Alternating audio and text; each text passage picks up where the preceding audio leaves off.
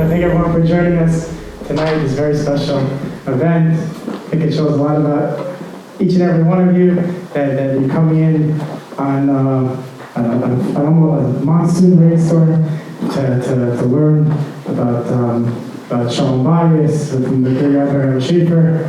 Rabbi Shafier, thanks for joining us tonight. Rabbi Chazaq, I want to thank, of course, the Shul, Congregation Anshe Shalom for opening its doors, being such great partners in the community of Chazaq. I want to thank Sarah, of course, for all her help. Let's give her a round of applause, please. Everyone is encouraged to pick up a copy on your way out of 10 Really Dumb Mistakes That Very Smart Couples Make, Rabbi Shafer's amazing book that he's going to be talking about tonight. And he has a video book as well, which he's going to be talking about, I believe, towards the end, which is available for $25, and amazing short clips about summarizing the main concepts in the book. And outside, of course, as well, there's some Asher Yatzar cards to have in your wallet or your pocketbook, as well as Asher Yatzar cards to hang outside the bathroom. So that, as we know, the power of Asher Yatzar, it's an amazing thing. And Rabbi Chazaq, of course, thank everyone for supporting the charity campaign this past week. And you know, this is Chazaq's 18th year, which provides so much amazing programming for men, women, children, young, and old, everyone of all backgrounds, with organizing amazing events. To share them tonight, with a major focus on public school outreach, with over 20 different after-school programs for public school students, and a special division called Public School Yeshiva, which has transferred over 1,500 kids from public school yeshiva for the last number of years. So of course, anyone has if they know of any friends, family, relatives, co-workers who have children in public school and want to get on Jewish education, please go check out Chazaq. And without further ado, it's a great honor to call on Rabbi Shafier. Okay, so what we're going to do tonight is talk about some of the 10 really dumb mistakes that very smart couples make. Some of you anyone was here at the first lecture? We had some people, okay, good. So this is like a part 2 of it. We'll do a little review, but mostly not. Tonight's topic actually is how to remain best friends who love each other. So let's begin. There's a pasuk that we say, we're going to move the screen over so we can all see it, and it's going to be good. And it's going to be good.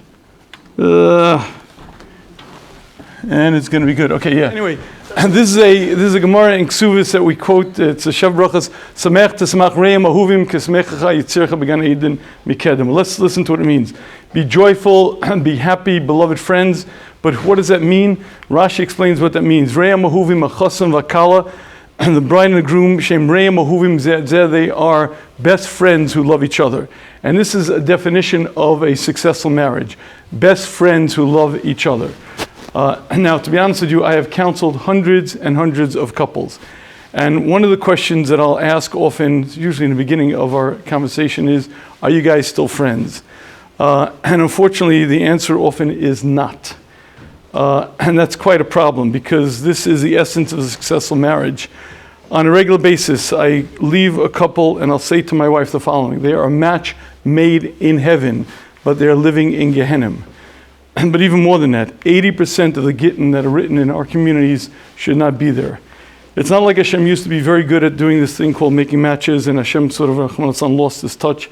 That's not at all what's going on. What's happening is there's a lack of understanding of what a marriage needs to be successful, and that's what we're going to discuss tonight. Some of the 10 really dumb mistakes very smart couples make, and more importantly, how to remain best friends who love each other. Okay, folks, you ready? Now we get to work. Here we go. Rambam gives us a formula for a successful marriage. He says, follow this formula and you'll have a beautiful, successful marriage. Each one has their role. His role, says the Rambam, is Sivu Chachamim, our sages commanded a man, Shia Adam, man should be Mechabed es ishto yosu migufo. He should honor his wife more than himself, and V'oavo kagufo, and love her as himself. 2 jobs. He has to honor his wife more than himself, and he has to respect her as himself. Okay? Now, did I say that wrong? I said it wrong. Honor his wife more than himself and love her like himself. That's his role. Her role is a little bit simpler.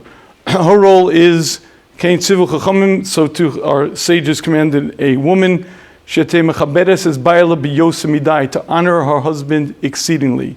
Basically, she should do anything. He should be in her eyes like a prince or nobility, and she should treat him with honor. Now let's make a quick observation here. She has one obligation, meaning all she has to do is honor her husband exceedingly, but he has two. He has to honor his wife more than himself and love her as himself. And let's ask this as a question. Is she supposed to be in a loveless marriage? Meaning to say, she's supposed to just honor her husband and not be in love with him? So the question is why? Why does the Rambam say that? And I think when we get to understand this Rambam a little bit better, it's going to help us understand this institution called marriage. So let us begin.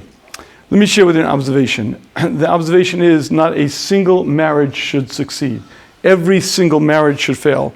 And I'll share with you 3 reasons why. Number one, if you have a successful business, I have some advice for you.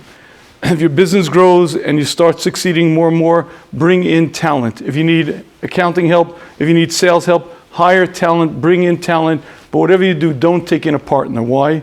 Because almost every partnership ends. It'll be 5 years, 10 years, but almost every partnership ends. And by the way, the only thing worse than taking in a partner is taking in a family member as a partner, because then when the partnership ends, it's very ugly. Why? Because listen, two people have different opinions. I want to take the business locally, you want to go internationally, I feel this way, you feel that way. Almost every business partnership ends. Now here's the point. When you ask a husband and wife to get married, you're not asking them to spend their 9 to 5 together.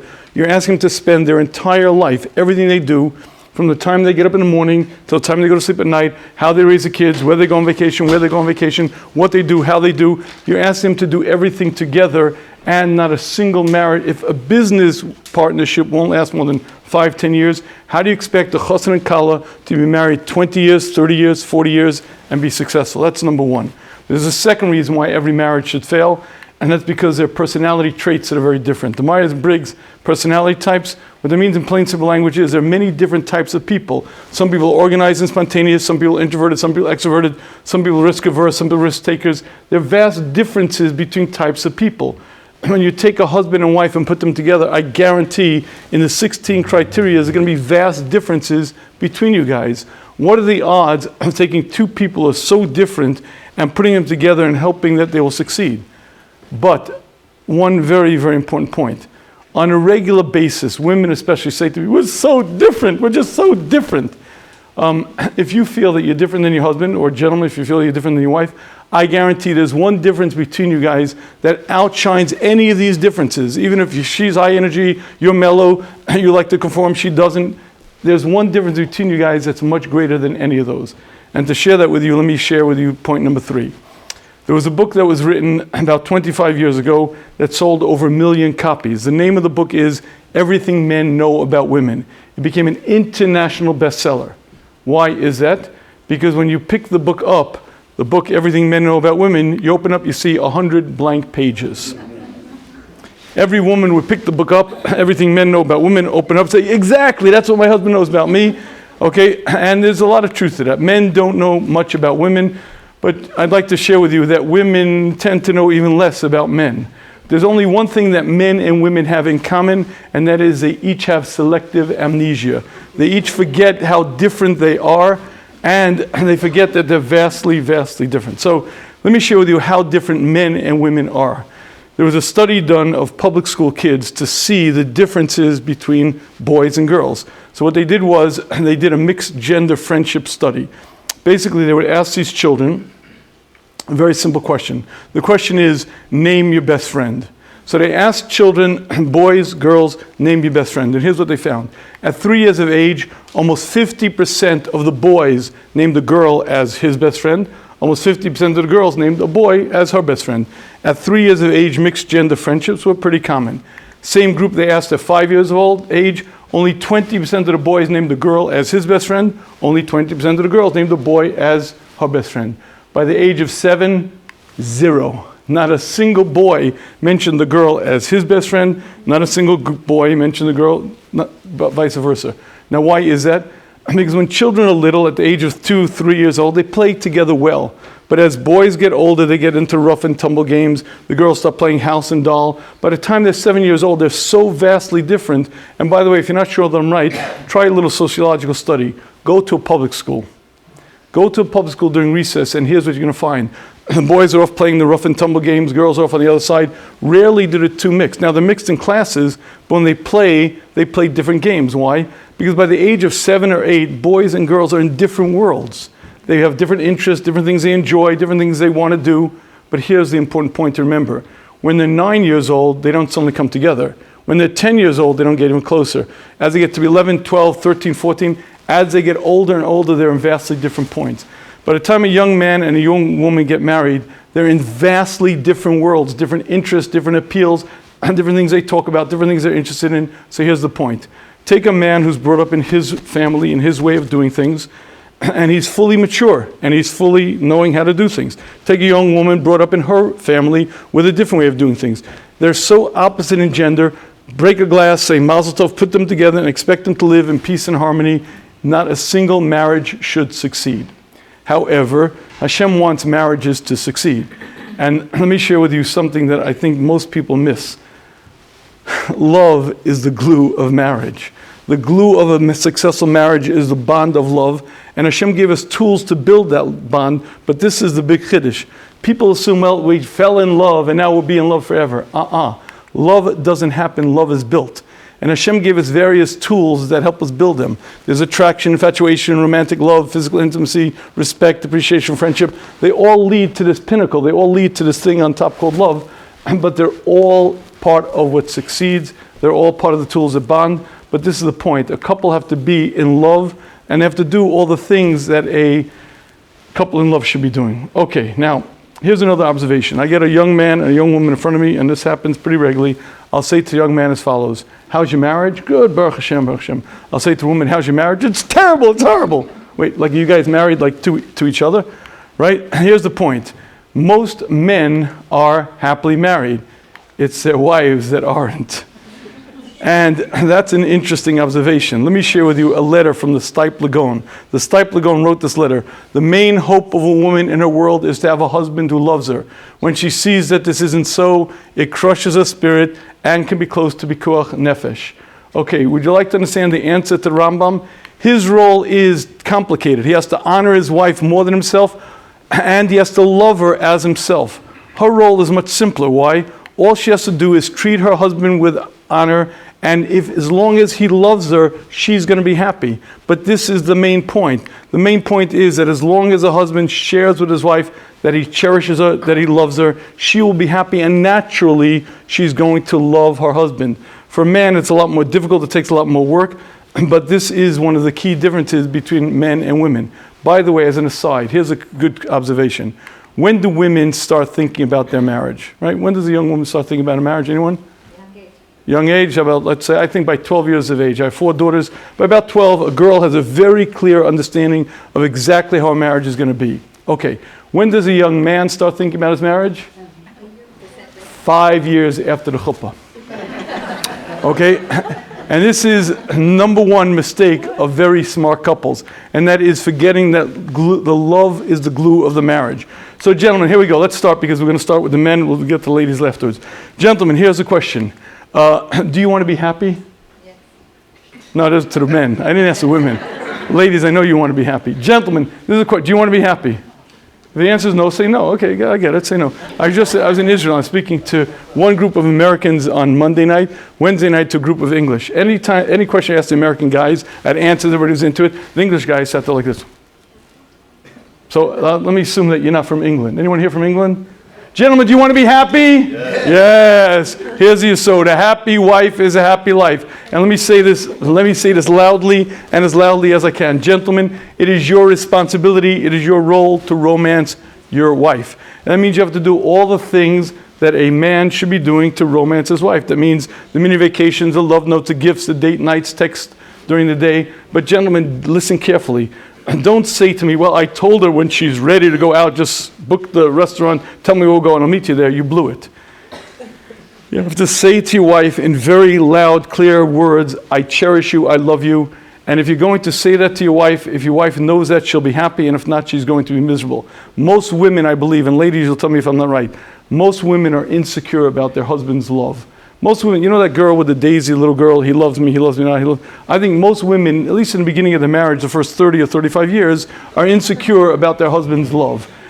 Meaning the first fight or the first issue, he doesn't love me, he just doesn't love me.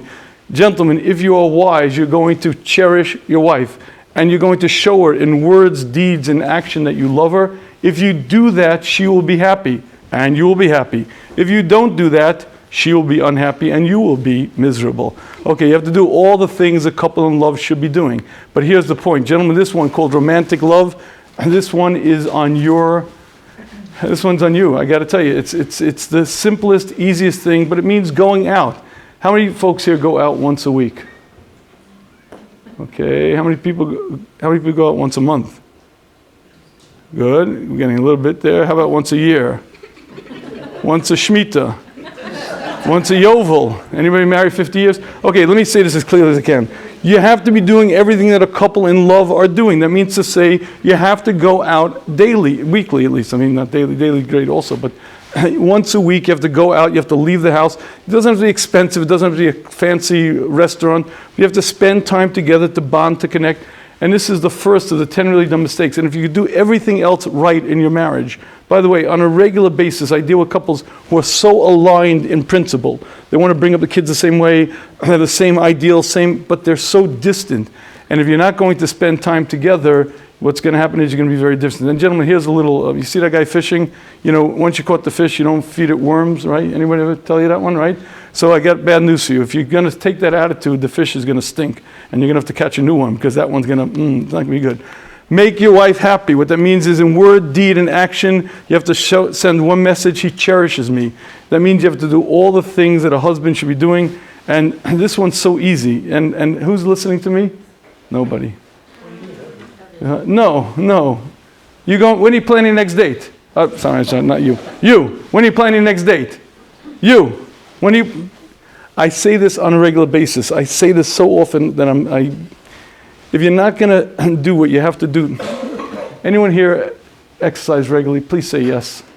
I work out 3-4 times a week. Why? Because I value my health. I value having energy. And if you're going to, listen, if you weigh 350 pounds and you smoke 2 packs of cigarettes a day, and you have a heart attack at 35, don't go blaming God. Hashem, why'd you give me this lousy marriage? Hashem, why'd you bring me to this? If you're not going to stay healthy, you're going to be sick. You're not going to be well. If you're not going to work on your marriage, you're going to be in deep, deep trouble. And this is the simplest, easiest way. The mini vacations, the love notes, the gifts, text during the days, everything that a couple in love should be doing. Okay, gentlemen, that one's on you, and you really got to do this. And that's a repeat from last session 1, but I have to repeat it because it's very, very sodistic. Okay, now, this session, what we're going to work on is a much more of 3 pillars for a successful marriage. Okay, there are 3 pillars to the success of marriage. The first pillar is commitment. Commitment comes from the understanding that Hashem does not make mistakes. Hashem knows what he's doing. Hashem found the right one for you. Right now it may not be perfect. Right now it may not be work. But each of you have to work on it. Knowing that Hashem found the perfect one for you is what allows you the commitment to the marriage to let it continue. Pillar number 2 is love. Love, as I said to you, is the glue of marriage. Most couples really need a lot of work on this. You have to spend time on this. But here's the simple reality. Many couples do love each other and they're very committed. The problem is that they can't live together. And this is the 3rd pillar of a successful marriage, learning to live together. And to learn this part, we're going to spend this evening some time in this area called learning to live together.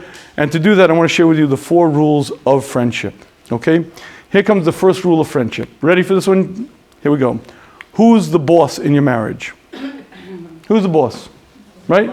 Right. I mean, come on, who's in charge, right? Who wields the power? Who is the boss? Anyone? Thank you very much. Read that slide. Look at that. Hashem is the boss. There is no boss. Husband and wives are equals. Now they're equal and opposite. By the way, anyone read the Megillah? You can learn Shalom Bayis from Achashverosh. Why? Achashverosh had a little problem with Vashti, so he asked his advisors what to do. His advisors told him what to do, kill her. And it worked. He solved that Shalom Bayis problem. And by the way, he sent out a message that was right into the Dasei Paras Modai, V'lo Yavor, it shouldn't be changed. Rashi says that was the chok that was written into the Dasei Paras Modai, that any woman who embarrasses a husband is to be killed. Now, don't try this, gentlemen, don't try it. It doesn't work. It's not going to work. Don't do it. In the world of Paras and Madai, it could be that the man was in charge and the woman had to docilely listen, but it doesn't work. It's not our world. Husband and wife are equal and opposite, but this is again the point. They're equal partners, equal and opposite, but that's exactly the point. They're equal partners with different roles. No one has carte blanche, no one has veto power, no one has the right to say it's my way or the highway. But listen to the way Chazal define a marriage. Re'im ahuvim zeh zeh. Best friends who love each other. That means no one gets to say it's going to be my way. No one gets to say I'm in charge. No one gets to say I'm the final word here. What friends do is friends discuss things, friends negotiate matters, friends compromise, but friends don't threaten, intimidate, or bully. And this is what I'll call for tonight, it's really mistake number 9, but it's one of the 10 really dumb mistakes that very smart couples make, forgetting that you're best friends. And the first rule of friendship is friends don't boss friends around. Okay, that one's pretty good, pretty simple, right? We all got that one? Good? By the way, gentlemen, do you ever boss your wife around? I'll bet you not. Ladies, you ever boss your husband around? I'll bet you yes. Absolutely. Absolutely. On a regular, nicest women in the world. So she's so gentle, so kind, so nice. But it comes to the marriage, she's in charge. I'm in charge. And Maishi, I said do this now. What are you, a sergeant? You're like the... Ladies, don't do it. It's not nice. It doesn't work. It wrecks a relationship. And again, I don't know why it is, but sometimes women, I guess women are more responsible. They take things more seriously. And they feel that they are in charge, because if they're not in charge, things are going to get messed up. You might win that battle, but you're going to lose the war. So don't do it. Friends don't boss friends around. Even if you're right, even if you're smarter, don't do it. It doesn't work. Okay, let's get to the second rule of friendship. Okay, second rule of friendship goes like this. What happens if someone attacks your spouse? Okay, it's a Shabbos meal or it's a family get-together or something, and someone attacks your spouse, okay? If that happens, it is you and your spouse against that person. Got that? It's you and your spouse against that person. What if that person is right? Then it is you and your spouse against that person. What if that person who attacks your spouse happens to be your friend, sister, cousin, or brother? It is you and your spouse against your friend, sister, cousin, or brother. But gentlemen, listen to this one very carefully. What if that someone is your uncle, father, or mother? This one absolutely blows my mind. It's something, it's incredible. A couple come to me to discuss the problem. They're great. Everything's perfect except one problem. The mother-in-law has parked herself inside the marriage. She's decided that's where she belongs, and she ain't leaving. So I'll say to the young man, fella, listen, you gotta, you have to explain to your mother politely, you love her, you appreciate everything, but she can't be in your marriage. She just doesn't belong here. I can't say that to my mother, I can't say it. So let me make it very clear. If you're not sure that it's right, Al Kain Yozov Ishis Aviv Imo. A man shall leave his father and his mother, V'davak B'ishto, and then he will cling to his wife. It is an obligation upon a husband to make sure that his current marriage, his family now, is proper, is right. You have a birth family. You have an incredible, unmitigated hakaras hatov, appreciation of what your parents have given to you, but your first obligation is to your spouse, and that means husband and wife both. If someone attacks your spouse, it is you and your spouse against that person, and no matter what. Therefore shall a man leave his father and his mother. It's you and your spouse against your world, and this is a very big yesod. It is the second rule of friendship. It is you and your spouse together. Now, one little caveat though, a big but. There are certain actions, behaviors, and habits that are unfair, harmful, and abusive, and if that happens, then what I suggest is you ask advice. But my friends, this is the point. What is a friend? A friend is a support, an aid, someone who takes your side, someone who's in your corner, and that's what a friend is. Friends are there for each other. And this is the second rule of friendship, friends support each other. And this means on a regular, ongoing basis, and by the way, let me make something very clear. A guy defends his wife, and her brother, let's say, starts in with him, and the man stands up for his wife. And he really stands up and does a great job. And then they get home and he says, Rochi, I just want you to know, I stood up for you against your brother, but I want you to know, really, you were wrong. He was right and you were wrong. What did he do? He blew it. Why? Because your spouse isn't going to hear from you that she was wrong. And gentlemen, ladies, it goes both ways. You have to be there for your spouse. You have to support. But who's going to teach them? You're not going to teach your spouse. You're not going to be their mentor, their Rebbe. You're not going to help them. Your job is to support them. Your job is to be with them. Okay, so let's move on. So those are the first. Hold on, wait. Can you repeat that? Yes, I can. So if you think your husband was wrong, but you didn't want to embarrass him in front of everyone in the family, and you tell him And you that go home. later, No, and you go home and you seal your lips. You don't say a word. But how is he going to know? I'll tell you one thing. He's not going to find it out from you. Because what's going to happen if you tell him? they get upset. But why? Why can't he just be mature like me? So I'll let you know a clue. Because if you were the receiving end of it, you wouldn't receive it too well either. We human beings are incredibly sensitive to our own pain, but we don't understand other people's pain. Is your husband here? You talking to me? Yeah. Yes. I'm not going to ask. No, I'm not going to ask. But you know what I'm saying? Your job is not to teach. Let's move You on. have a good marriage. I'm sure you have a great marriage. I'm sorry. I got to be careful. But okay, let's move on to the third rule of friendship, because this is going to make this, it's going to amplify this point. Here's the third rule of friendship. It's Yom Kippur, and 2 o'clock in the afternoon, a woman comes home, sees her husband on the couch, and there he's eating a ham sandwich.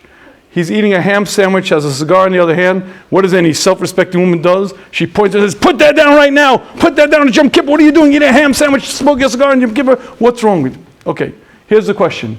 Was she right? Was she right?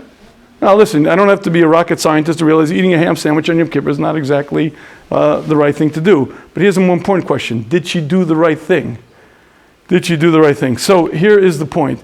She has every right to demand that he stops if she were his rabbi, his mentor, his mother. But guess what? She's not. She's not his rabbi, mentor, or mother. She's an Ezer Kenegdo, a best friend who love each other, a support. But listen very carefully. A best friend is not a mother, Rebbe, boss, traffic cop, 6th grade teacher, mashgiach, final authority. Now, don't get me wrong. There may be certain points in a marriage where they're so apart that they may have to think about it might be time to separate. But one thing for sure, if you're going to sit there with the finger pointed and say, "You stop it now," you're going to wreck the relationship. And this is the third rule of friendship. The third rule of friendship is that friends don't teach their spouses. Friends aren't their Rebbe, their Rebbitzin, their mother, their father, their uncle. A friend is a friend, a support. One who supports their friend, one who's there for them. And anyone know what I'm talking about here? Okay. Okay. Let's leave it that way. Trying to change a spouse is one of the dumbest things that, and by the way, everybody does it. Everybody does it. It's my firm belief that everyone becomes an expert at what their spouse does wrong. Usually, it's going to be my strength and my spouse's weakness, and I can't help but notice all the time how she'd be more effective if she were X, fill in the blank, whatever your strength is and her weakness is. And you can't help but point it out, can't help but notice it, and it wrecks the relationship, and it really doesn't do much good. Okay, so anyway, Re'em Ahuvim, best friends who love each other. And the third rule of friends are that friends are not their teacher, not their mother, not their uncle, not the traffic cop. Friends are friends. Fourth rule of friendship, here we go. Fourth rule of friendship is that friends are tolerant and forgiving, even when your friend messed up, was dumb, or wasn't nice. And let me explain to you what I'm talking about. Here is a question. Let's open this to the floor. What is worth fighting about in a marriage? What's worth fighting about?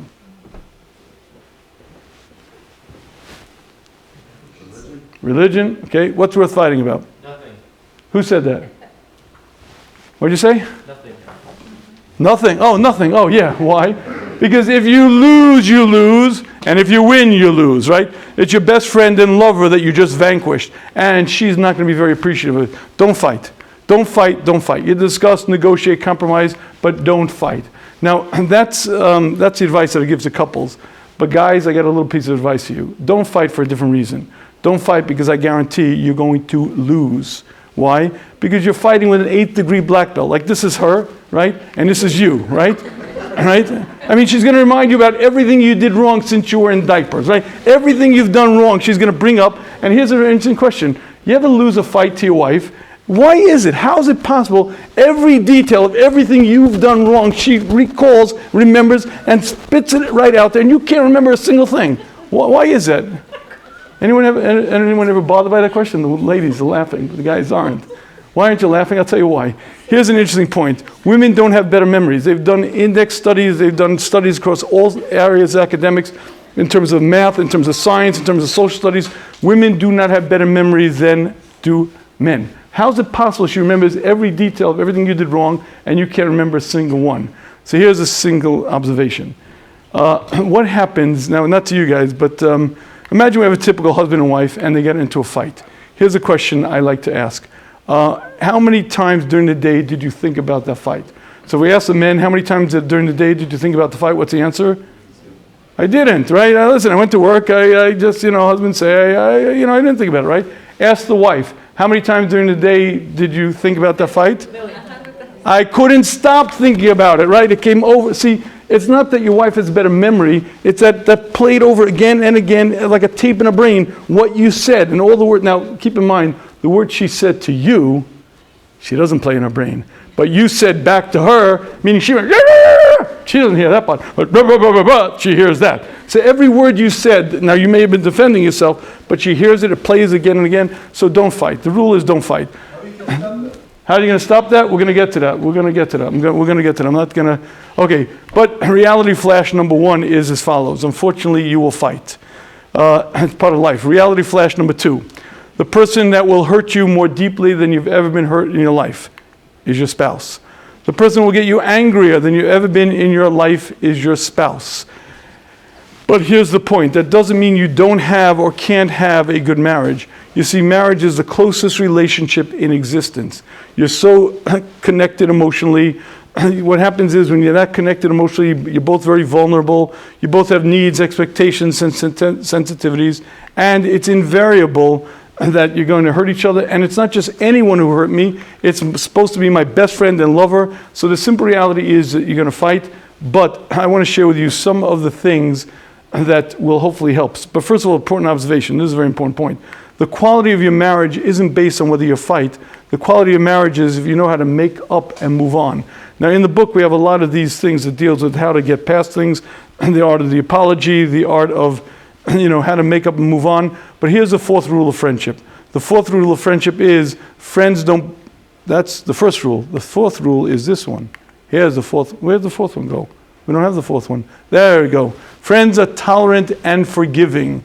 That means even when your husband messed up, even when your wife blew it again, even when something happened, friends are tolerant and forgiving. But I want to share with you, what do we do? How do we make sure that we fight a lot less often? And that's your question, right? So here's the first observation. What do couples fight about? So if I ask you what do couples fight about, what's the answer? Everything? What do couples fight about? What are the issues that couples fight about? Anyone? I'm sorry? Children, religion, money, in-laws. It's never the issue.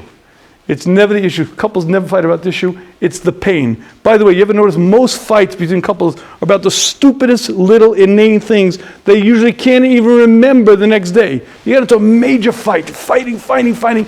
What's the fight about? I don't know. So what are you fighting about? The answer is it's never the issue. It's the pain that's caused. It's the fact that how could you do that to me? How could you, after what I've done for you, how could you? And by the way, there's a very real difference between men and women in the fight. Any guy ever experienced this one? You get into a fight, not you guys, but you get into a fight with your wife. What do you each experience? So the woman is going to walk away with one feeling, husband with another one. Husband is going to walk away. Why is she so disrespectful? I don't speak to her that way. I speak respect. Why does she speak that way? The wife is going to walk away with a very different experience. He doesn't love me. He just doesn't care about me. He doesn't love me. And by the way, an important observation. Ladies, tell me if I'm not right. Most women, especially in the beginning of the marriage, get into a fight with the husband and have the following clear understanding. Our marriage is in deep jeopardy. It's over. We're done. We're in deep, deep trouble. We're in trouble. Now, really, that's not always happening. All couples fight. It's just a part of the game. You make up. But to a woman, it's not that way. So, gentlemen, I want to share with you an interesting point. This is not how to fight, but a big yesod. If you are in a fight with your wife, and especially if you're going to stonewall, if you're going to close off the conversation, end with these words. You're the most important thing in the world to me. I cherish you more than anything. Right now, we're not good. Right now, I can't continue this, but I want you to know we as a couple were good. If you end the fight, you don't end the fight that way, but if you stop with those words, you're going to be a lot better off. Your wife is going to feel much more secure, much happier. But the problem is, if you don't end with those words, she's going to be in a sense of great insecurity. Okay, so now, to begin, how do we prevent the fight? So let's start with the following. This is a chazara for anyone who read the book, and this is a chazara for the last session. What are the two most important words in your marriage? I'm sorry. I'm sorry, nope. I'm sorry? Sorry? I was wrong. I was wrong are the hardest words to say. I know I was wrong. She knows I was wrong. I know she knows it, but I can't say it. Those are the hardest words. Those are not the two most important words in a marriage. Does anyone remember this? Thank you. Thank you. Those are good words. You're right. Those are good words, and also not the most important. No one remembers. No one read the book. Who read the book? Take the book home and read it. I should stop here and send you home to read it. Okay. Every scientific discovery was preceded by an expression. Every scientific discovery, before the man discovered it, before the woman discovered it, he said an expression. Most people think it's Eureka, I've discovered it. It's not true. And before every scientific discovery, the person said, that's strange. He took chemical X, chemical Y, mixed them, expected Z, and said, got A. That's how penicillin was discovered. That's how vulcanized rubber was discovered. Almost every scientific discovery was preceded by the expression, that's strange. The most important two words in your marriage are, that's strange. The next time your wife goes into one of her emotional situations, you say the words, that's strange. The next time your husband acts cruel and callous, you say, that's strange. Why? Because when you say that's strange, you're able to step back, and with scientific curiosity, you're able to look at things, and you're able to actually understand your spouse. So the two most important words in your marriage to say are the words, that's strange. Because when you say those words, you're able to ask yourself, why would a sane, sober woman suddenly get all bent out of shape? And why would a guy who's normally considerate and responsible get all callous and cruel? When you say that's strange, you're able to open yourself up to understand the world of your spouse. But, a very important caveat, you say the words to yourself. You don't say it to your spouse. You don't say that's strange. You say it to yourself, and then you ask yourself, why does he react that way? Why is he doing that? And when you do that, you actually begin to understand your spouse a little bit better. So those are the two most important words in a marriage. What are the next most important words in a marriage? Anyone know this one? This one you have to read the book for. The next most important words in your marriage are the words, ouch. Ouch. Ouch. I'll explain to you why. Ouch is a legitimate expression of pain. But you know why it's so helpful? I'll explain to you why it's so helpful. Why did your spouse do what they did? Did they intend to hurt you? Meaning, did he come home intending to ruin your day? Did she come home intending to stab you in the heart? Now, if you married a sadist or a narcissist, that might be true. Okay, unless she's a sadist or a narcissist, she didn't say those words to hurt you, or she wouldn't have done it. When you say, ouch, what you're doing is expressing legitimately an expression of pain. But you understand why it works? Because again, unless your husband is a creep, unless your wife is really nasty, she didn't mean it. When you say, ouch, what you're doing is you're expressing the fact that you're hurt. The problem is normally we don't do that. Normally, instead of saying, ouch, we express anger, we express back, we start fighting back, and before you know it, you're deep down that rabbit hole. So the first and most important words in marriage are that's strange. The second words are ouch. When you train yourself to do that, what happens is you're able to stop most fights. Anyone know what I'm referring to over here? What happens invariably, you're going to hurt each other. Invariably, people are going to say things they didn't mean to, they didn't intend to, but that's just the way it is. The climate of the relationship is the essence of a successful marriage. Love and friendship has to be there. Love is the glue of marriage, but this is the point. Love doesn't happen, love is built. And there are many tools that bond. You have to use the tools that bond, and you have to learn to avoid the fights. Now we're going to move on to another very important tool that bonds. We'll move on to this one called appreciation. Okay, here we go, appreciation. Let me share with you an interesting story. A woman comes to me and she has the following problem. He does nothing for me, nothing, absolutely nothing. As soon as the kids get older, I'm leaving him, I'm getting divorced. Okay, now I happen to know this couple pretty well, and happen to know that they lived in a very nice house, drove a very nice car, and I then asked her the following, tell me, your kids go to yeshiva, yeah? Yeah. Do you know how much your husband pays for yeshiva tuition? So she didn't, so I helped her with the math, and I figured out that she pays about $100,000 a year for his kids' yeshiva tuition. But here's the point. Those are after-tax dollars. I mean, he's got to earn at least $130,000, $135,000 just to pay for the yeshiva tuition for his kids. So I said to her, madam, do you appreciate what your husband does for you? Meaning, what he's doing is he's slaving all day. I said to her, does he have like does he have a huge inheritance? He's got $100 million in the bank? No. What does he do? He works very hard. He basically leaves early in the morning, works all day, doesn't take a break during lunch. What is he doing it for? He's doing it for you, for his family, for his kids. Now, don't get me wrong. He's missing out on an important point because he's not sharing with her the fact that he loves her, that he cherishes her, and it's something that he's missing. But she's also missing a very important point, and that is she is forgetting that everything he's doing for her. Ladies, let me share with you. I know many men who will take a bullet for their wife. They'll do anything for their wife, and the wife says, he doesn't love me, he doesn't care about me. Now again, gentlemen, it's your responsibility to express in words that your wife needs to hear, that you cherish her, that you love her. But ladies, it's also your responsibility to appreciate that which your husband does for you, which includes working, being responsible, taking care of the kids and everything else. And it cuts both ways. You see, there are two aspects to this appreciation element. Appreciation means realizing what my spouse does for me and appreciating it. But there are two parts to it. Number one, to learn to appreciate. I was once doing a, what I call the Marriage Transformation Boot Camp. And these were couples who had all been married 10 years plus, and they were having a lot of trouble. I had about 50 couples. It was a Zoom thing. Before I began the whole series, I interviewed each couple, and I spoke to them, and I got a chance to speak to him separately, her separately, and I realized what I was dealing with. Anyway, I began talking about working on the relationship, working on appreciation, etc. And by about the third week, I realized I was getting such negativity and such dissatisfaction. I did something interesting. I spoke to a group of older singles, and I asked them to record for me what it's like to be an older single in the Frum community. And if you would hear the descriptions, it was incredible. I know what it's like to be 35 and to be single. You don't know where to place yourself. Every yontif is a murder. Every time a niece gets engaged, you're feeling such pain. I played those tapes for these couples because I wanted them to realize what it's like to be not married and therefore appreciate what you have.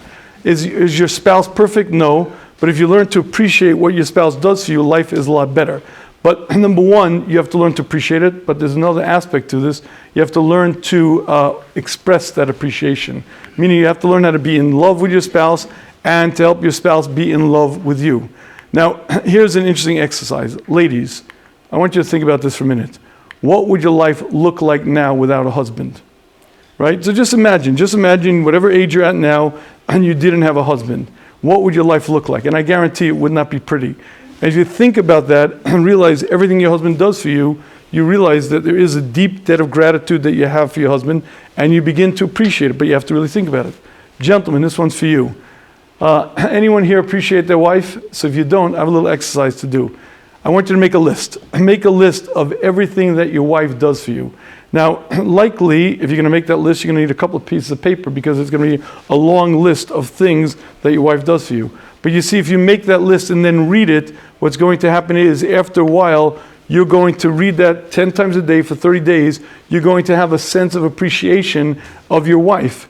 Ladies, it applies to you. Gentlemen, it applies to you. But watch what happens. If you then express your appreciation, life changes. Listen to these words. You are the best thing that ever happened to me.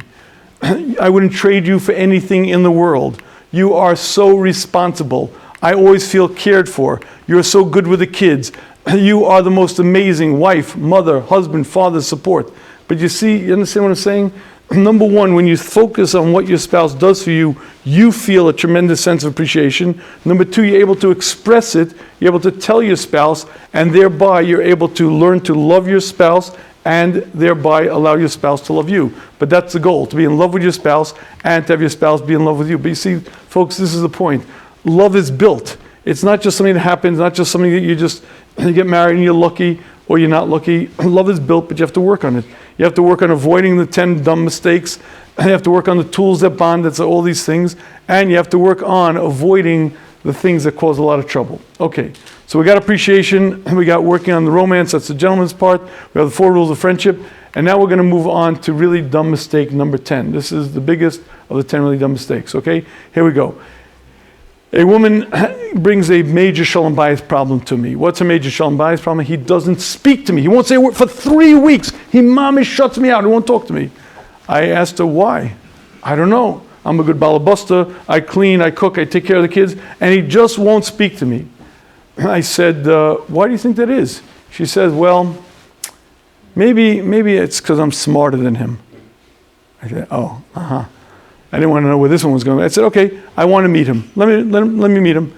Anyway, I expected this guy to walk in with overalls, grease-covered hands or something like that. I walked in a finely dressed gentleman, reasonably articulate, even reasonably learned, and I quickly realized that something else was going on. I asked him to describe life, and I heard a little bit of a different story. And would you like to know what the story is?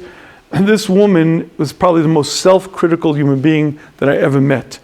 When she got married, she generously included her husband in her self-criticism, and therefore everything she said to him was a negative, was a put down, you could have done this better. He can't open his mouth without her pointing out something that he was doing wrong. So here we go.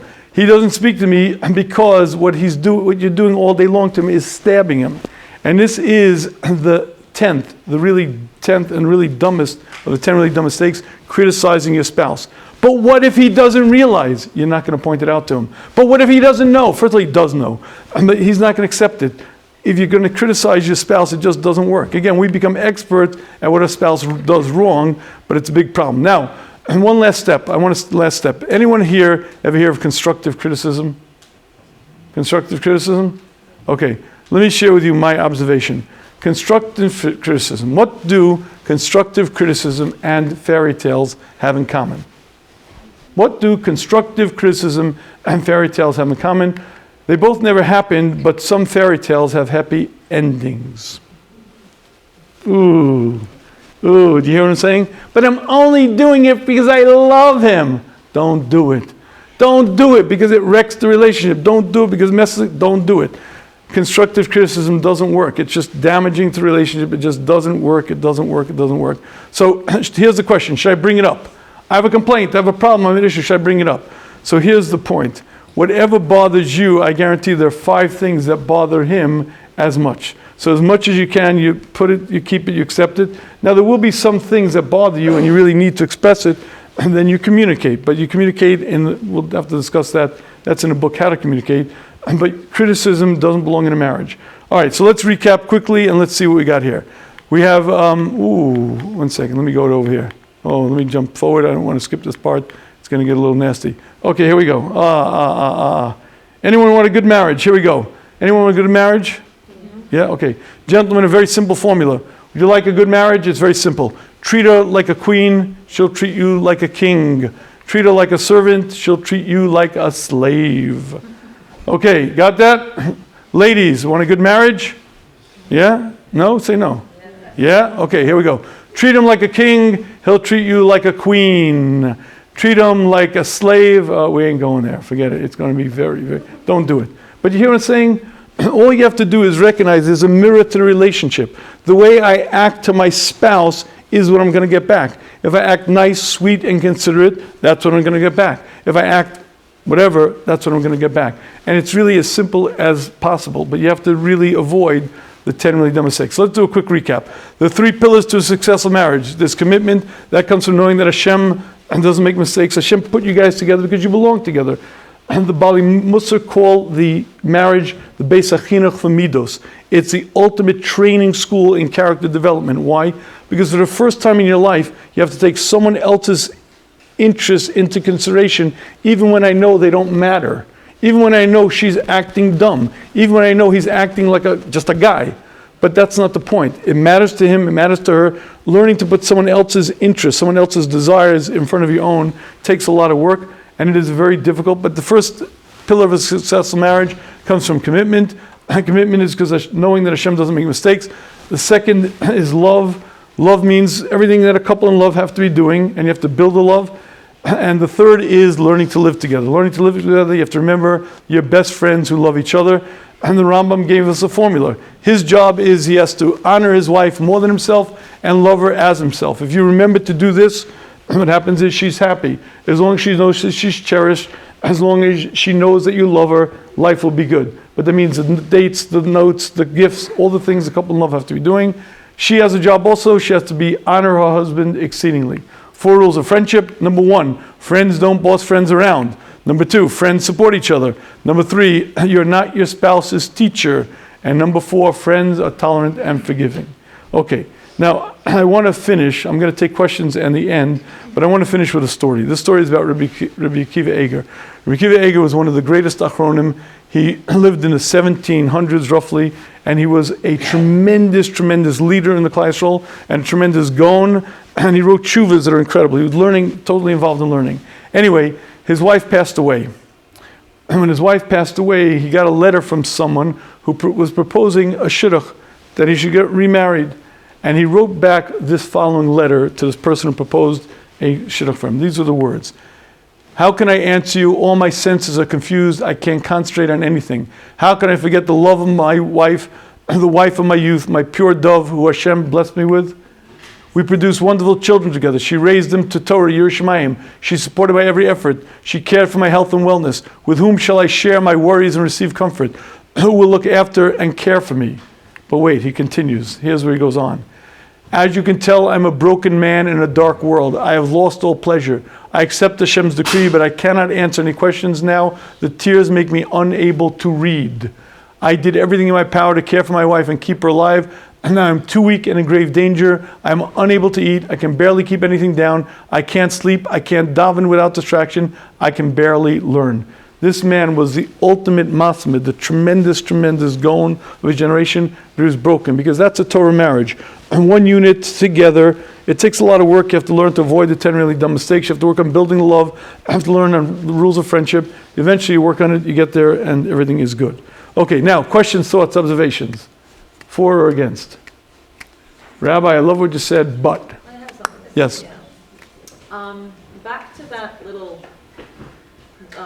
like you had mentioned that if you disagree with your husband, you don't do it in public, but you don't do it in private, which I Disagree with. Well, the way that my husband and I structured, honestly, is even to our kids, we tell them, don't say it right away. Wait a few days. Neutralize the emotion kind Good. of.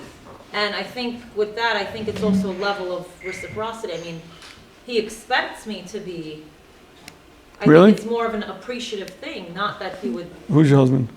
Raise your hand, please. Yeah. Do you appreciate To it? be critical, I shouldn't say that. You do? I do. Wow. No, but he I gotta wouldn't give you expect me to be critical and. You guys are great. I'd like to clap. I've never met that, never had that before. Never once.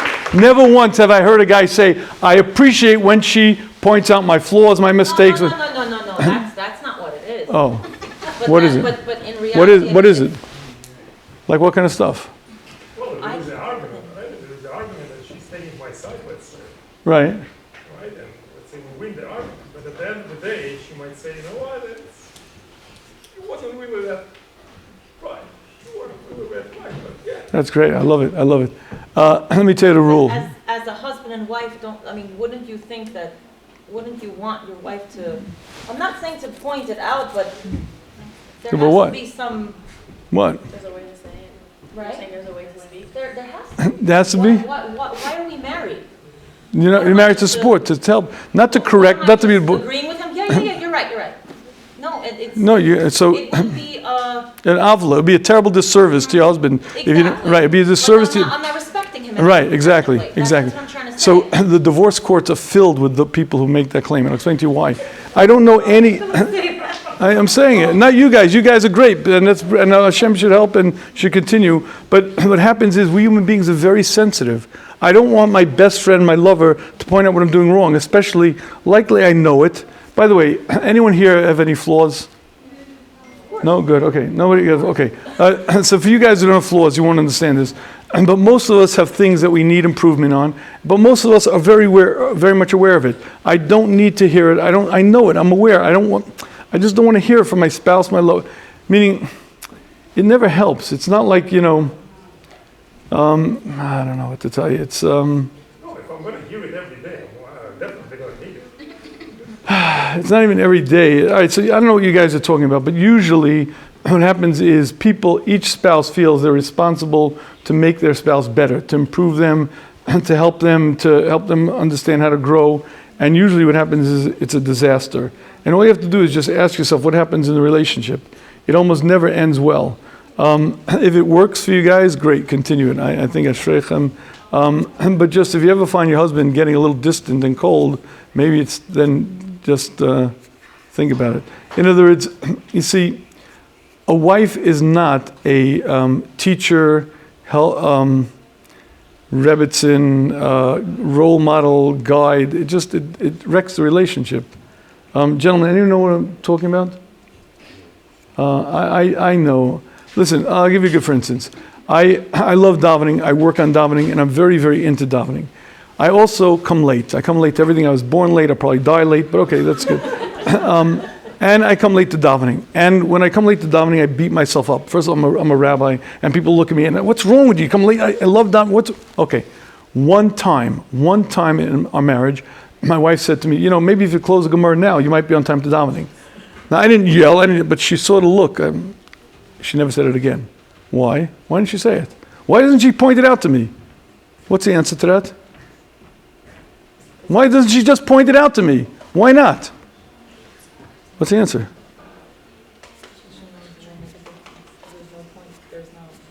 I know it. I beat myself up all the time. I don't need the extra. I don't need it. It doesn't help. It doesn't make it. It just doesn't get anywhere. It's not like, if you don't understand. I never met somebody who has a really bad habit that's ruining their life. Oh, I didn't realize it. Oh, my wife told, now I get, thank you for opening my eyes. It's not quite the way we human beings work. I know it. So why don't I just change? Change is very difficult. I should work on a lot of things. Being late is one of them. But what I'm going to tell you, that's just the way we human beings are. So, okay, other than you, ladies, don't do it. If it works for you, do it. Ladies, don't do it. It doesn't work. Doesn't help. Questions, thoughts? I'll say, yes, sir. How do we let each other know what's bothering us? If I'm bothering her or something, she's bothering me with Okay, good. And that's a fair question. So, first of all, the 5 things that bother you, you try to accept as much as you can, but there's something that really bothers you and really upsets you. So, here's the rule of communication. Number 1, not in the heat of the moment. Not when you're angry, not when you're furious. Number 1. In the book, there's the four rules, but number 1, never in the heat of the moment. And number 2, it's I statements. I feel badly. I'm hurt. I'm embarrassed. And number C, you got to be nice. C is compliments first. You're the best thing that ever happened to me. I love you. You're so great. You're wonderful. But there's one thing that'd be extra helpful. And number 4, E of nice, is effective communication begins softly. You start soft. But here's the point. Let's say you have something and you communicate. You use the 4 rules. You're nice. Never in the heat of the moment. I statements. Compliment first. Effective communication begins soft. You said it. You said it to her. Does she know it? Let's assume she knows it. You get one more time to say it. And after that, you know what you do? But obviously she forgot. Otherwise she would, why does she keep doing it? If she keeps doing it, you see, obviously if you told her once, she gets it, she knows it. You told her twice, she really gets it. So why is she still doing it? So the answer is because we human beings do things, it's not so easy to change. It's not easy to be different. Anyone here very neat? Married to a spouse who's a little bit sloppy? No, not you. Okay, good. Yeah? Okay. My wife made an interesting discovery. When we were engaged, I heard her on the phone with a friend of hers that sounded something like this. You know, I know it can't be, I know no one's perfect, but I'm telling you, he's perfect. Now, I overheard this conversation. I wasn't going to be the one to tell her she's in for a rude awakening, but she was in for a rude awakening. Now, what happened was, and this is not a joke, this is exactly what happened. On the 4th date, I drove to the Rishiva, my Rabbi Leibowitz somewhere, and before I came to pick up the Rishiva, there was some junk in the car in the front seat, which there usually is, and I quickly took it and put it in the back. It was a hatchback. Put it in the back, and brought the Rishiva in, set him down. Okay, that night I went out with a date, and somehow I opened the hatchback, and my wife saw some junk in the back, and she said, "What's this mess about it? Are you neat?" "Am I neat? Of course I'm neat." I was saying it as a joke because I'm a born slob. Anyway, we got married, and my wife discovered that I am a born slob. Now, do I try to work on it? I do. Am I good at it? No. So what is she going to do with me? So she has a choice. Now, again, I'm not excusing my behavior, and I try to work on it, but the simple reality is it's not my strong suit. So she has a choice. She either accepts me as I am, or she suffers, because I'm not going to change. But why not? If I was a mensch, I would what am I going to tell you? That's human nature. We all have stuff. I have an exercise. Anyone want to work on a marriage? Yeah? Anyone want to work on self-growth? Okay, here's a very good exercise. You go home later when no one's around, look in the mirror, point in the mirror and say these words. I am a difficult person to live with. I am a difficult person to live with. I am a difficult person to live with. You mean I'm obnoxious? I'm a flawed human being? No. We all have stuff. We all have idiosyncrasies. Too neat or too opposite, too on time or too late, too introverted, too extroverted. We all have stuff. But you see, when you recognize that I got stuff, you're able to then accept the fact that your spouse also has stuff. I have to accept me. I have to accept my spouse. By the way, the worst line I ever heard is from a woman. A woman was going on about her husband, ragging on and on. He's different. It didn't take me long to realize she was a very difficult person. So after she finished her tirade, I said, Madam, I hear you have many complaints about your husband. I get that, but tell me, could it be that there's some things that you do that make it a bit difficult for him as well? She thinks for a minute and she says, maybe, but me, I have to accept. Him, I could change. You couldn't have said it better. That's how we all are. Me, I got my flaws, but me, I got to accept. My husband, I could change. So it doesn't work. It doesn't work. It doesn't work. It fails. It ruins the relationship. It doesn't work. Don't do it. So the answer to your question, you communicate. You're allowed to communicate. You make sure you use the 4 rules. You communicate once. You communicate twice. After that, assuming your wife has an IQ of 80 or above, she gets it. And what you're going to do by mentioning it again is just annoy her. But it's not right. Why can't she just? Because you also got stuff. But it's not right. Yeah, I understand. We're all not perfect. We all are flawed human beings, and learning to embrace your spouse as they are is one of the keys to a successful marriage. Thoughts, observations, questions? Yes? Based on your experience, what do you think would be different in the marriage or help the marriage going out once a week versus once a month? So creating that bond, that connection, making sure that you guys, see, in the busyness of life, especially when you have kids, there's so much going on that you forget how to remain lovers. You forget how to remain a couple who are, you know what I'm saying? Like, you have to go out, get away from the noise, away from the busyness, and just spend time together.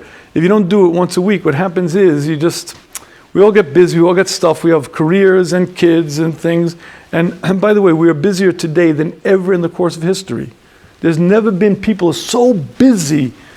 What are you going to do? If you're not going to make time for your relationship, you're not going to make time for your marriage is going to suffer. Now, can you get away with it for a while? Yeah, but eventually you're going to pay the price. So I think it's the best investment you can make. But it means going out. It means leaving it doesn't mean going to an expensive restaurant. It means spending time. In the summer, it could be just going to a park, going for walks, but a long walk, a 2-hour. We spend time together. You talk, you connect, you rejuvenate the bond, and you spend time together. That's questions, thoughts, observations. Question like this. I'm sorry? Question like this. So you said cannot say my way or the highway. Obviously, it's bad. But sometimes there is decisions that need to be made in the family. Very rare. A lot of times, most of the time, you can compromise. There's certain things that the wife wants one way or the other way, and it's like you can't let it go. It has to be certain way the way you feel. And she believes it that way. What do you do? In certain circumstances, you cannot say compromise. It's just you can't. Like, for example, which school, I'm using as an example, it's not my case, which school you send the child to. She wants an ABC and you want a BBC. And you have reasons, she has reasons, nobody compromises. Okay. What do you do in a situation like that? 70% of marriages have at least one irreconcilable difference. An irreconcilable difference means a difference that can't be reconciled. He has a successful business in Manhattan. She has severe allergies, needs to live in San Diego. Chicago doesn't cut it for either one. He wants to bring the kids up in a Hasidic way. She wants a Litvish way. You can't send the kids to yeshiva with long curly payas on one side, right? There's no reconciliation. 70% of successful marriages have at least one, if not more, irreconcilable difference, but they're still successful. Why? But what do you do in that situation? How do you resolve that? So you see, if the relationship is good, my way, your way, we find a way. It's all based on the relationship. If your spouse knows that you're a reasonable person, you cherish her, you care about her, your way, her way, you find a way. It's when the relationship suffers and she gets the impression that you're a selfish creep. By the way, I had a guy who was married 45 years. 45 years, he read the book and he said, thank you. For 45 years, I was fighting my wife. 45 years, I couldn't forgive her. He wanted to live in Israel, she wanted to live here. For 45 years, he couldn't forgive her. And you realize, listen, you know, you're not going to win everything. What do you do in that case? So, by the way, my suggestion is your best bet is to go to a third party. You go to a Rav, you go to someone older, hopefully. Rav is a very important thing to have in your life. And my wife and I, when we first got married, we agreed that every issue we go to the Shiva, my Rebbe, and it's a lot easier. It just makes life a lot better. But you will find the things you want to do and she doesn't, and you have to find a way. But you see, again, 70% of successful marriages have at least one, if not more. How are they successful despite that? Because that's the way it is. But if you're going to put down your foot on every issue, it's not going to work. And you really, you know, you have to find. Definitely not, but I'm saying when certain things are extreme, it has to be, you have to make a choice, and sometimes it's very difficult. Right. To satisfy your wife, but there's other reasons that you have to satisfy something else, which is, it would be private for me to say, and it becomes very, very difficult. Right. Yeah, I'm not going to answer that because if you come over after, we'll talk more. But again, you have to remember, if as long as you guys are together, as long as there's a relationship of love and friendship, you find a way. My way, it's oftentimes people become very bossy. When it comes to money, I can't, listen, you can't bring us to financial bankruptcy. You're spending so what happens is many marriages get destroyed that way because you know, everybody has needs and your way is not the right way, her way is not the right way. You have to find some way to work it out for both needs. But there will be irreconcilable differences, and just accepting that is part of the game. I didn't answer that question for a reason, but okay. Any last questions, thoughts, observations? Yes? What if the woman treats him like a king, but he doesn't treat her like a queen? So what you do is you read the book together, or you read the video book. Anyone who's 30 and younger, who's illiterate, you get the video book. The video book, anyone knows what the video book is? You guys know what it is? The video book is just really cool. I discovered that people under 30 years of age are illiterate. No, it's not a joke. I discovered this because a guy would come over and he'd say, Rabbi, I love the book. Oh, great. What page are you up to? Page 30. How long have you had it? 3 months. Okay. A guy came over and he said, I'm up to page 12.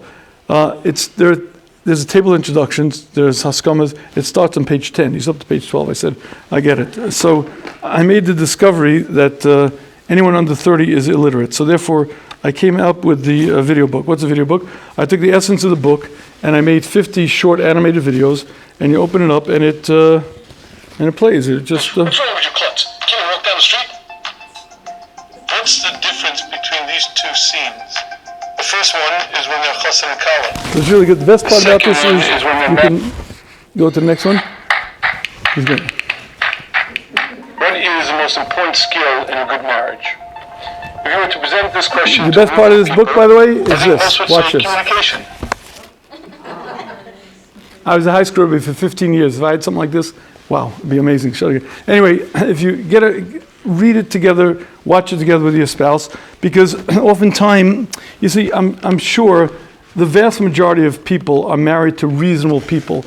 The reason why trouble comes about is because we don't realize what we're doing. I didn't realize it hurts her. I didn't realize he's so sensitive about it. You read the book, or you get the video book, and you read it together, and suddenly things change. So I think. By the way, if anyone wants a copy, they're on sale here. They're $25. They're outside. The book is free. Normally it's $50 online, but I brought copies here. But I highly recommend the book and/or the video book. Yeah, that's what you do. Any other thoughts? Last question, thoughts, observation? Okay, ladies and gentlemen, thank you very much. Have a lot of atzlacha. Read the book and Hashem Shalom. Okay.